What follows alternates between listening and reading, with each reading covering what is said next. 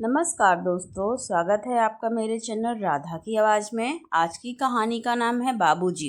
बाबूजी जैसे ही जूता पहनकर बाहर जाने को हुए, तपाक से सीमा हाँफती हुई आई और हाथ में थैला थमाते हुए बोली, बाबू जी आप बाहर जा रहे हैं, लौटते समय हरी सब्जियां ले आइएगा। पर बहू पैसे पैसे तो नहीं लिए तो क्या हुआ? उनके हाथ में 500 का नोट पकड़ा दी सीमा।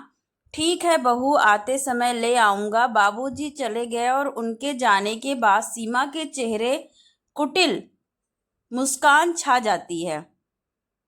बड़बड़ाते हुए रसोई में जब देखो तब कहते हैं कि पैसा नहीं है, पेंशन को अपने अंटी में दबाए रखना चाहते हैं। आते हैं ना, अपना 500 वसूल लूंगी। बुढ़ऊ के कंजूसी मक्खी चूसी का तोड़ है मेरे पास। बेचारे बाबूजी हाँफते हाँफते थैला भर सब्जी ले आए हैं और डाइनिंग टेबल पर रखते हुए आवाज दे चाय मांगते हैं। सीमा चाय रख जाती है। चाय देखकर बाबूजी की आंखें नम हो जाती हैं। चाय में दूध का नामो निशान नहीं था, छर छर पानी दिख रहा था। बाबूजी चाय को वहीं वॉश बेसिन में उड़ेल देते हैं। सीमा ऐसे अनेक चालबाजी अपने पिता जैसे ससुर के साथ खेलती रहती। इसे यह भान नहीं रहा कि आखिर कब तक किसी की आत्मा को चोट पहुंचाया जा सकता है। बेटे को तो कुछ पता ही नहीं था कि उसके पिता को दुख दे रही है उसी की पत्नी। घर का किराया बाबूजी ही देते थे, बिजली का बिल और दूध का पैसा भी भरते थे।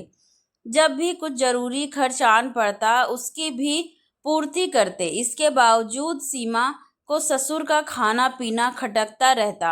बाबूजी साल भर का राशन पानी, चावल दाल और आटा भी खरीदते। बेटा विजय जानता था कि उसके पिता के लिए अनाज पानी का भरा होना आवश्यक है। इसलिए बाबूजी भंडार घर के बड़े बड़े कनस्तर में अनाज रखा करते। उनका कहना था कि घर में अनाज भरा पूरा रहना चाहिए, जिससे माँ लक्ष्मी का वास होता है और परिवार फलता फूलता है। उनके लिए घर गृहस्थी के असल मायने हैं अन्न का भरपूर होना। कहते हैं कि माँ के गर्भ में शिशु का भरण पोषण अन्न से होता है। सुबह नाश्ता करते समय विजय देखता है कि बाबूजी का थाली में छेना पनीर नहीं है। सीमा छेना देना भूल गई हो क्या? सीमा किचन से ही आवाज लगाती है, दूध वाले को इस महीने का पैसा नहीं दिलाया है, इसलिए 1 लीटर ही दूध आ रहा है। उसमें चाय बनाऊं कि छेना फाड़ूं? विजय को काटो तो खून नहीं। अब किस मुंह से पूछे कि आप इस महीने का पैसा क्यों नहीं दिए? जानता था कि उसके पिता ताउम्र अपने स्वास्थ्य पर ध्यान देते आ रहे हैं। किसी दिन माँ से खाना देने में कोताही होती तो आसमान सर पर उठा लिया करते थे। आज वही बाबूजी बेबस हो रोटी चबा रहे हैं। दूसरे दिन से विजय खुद दूध लेते हुए घर आता और बाबूजी के खाने पीने पर ध्यान रखा करता। सीमा यह सब देखकर मन ही मन कुढ़ती रही। एक दिन जली भुनी बोल पड़ी कि सारी कमाई बाबूजी पर लुटा दोगे क्या?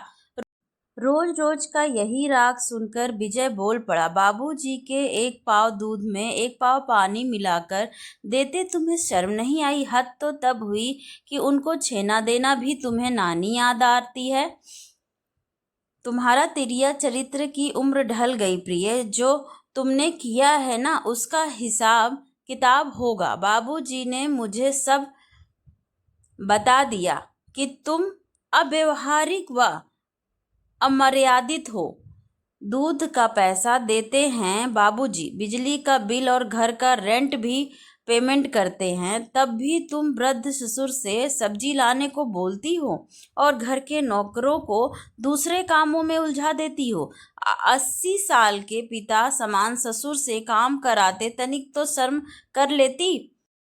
अतिशय दुख देने के चक्कर में भूल गई कि तुम उनके बेटे की पत्नी हो। सीमा शर्मसार हो चुकी है, मरती क्या करती। मित्रों, इसी तरह की कहानी सुनने के लिए आप हमारे चैनल को लाइक सब्सक्राइब करें। धन्यवाद। Thank you so much for watching.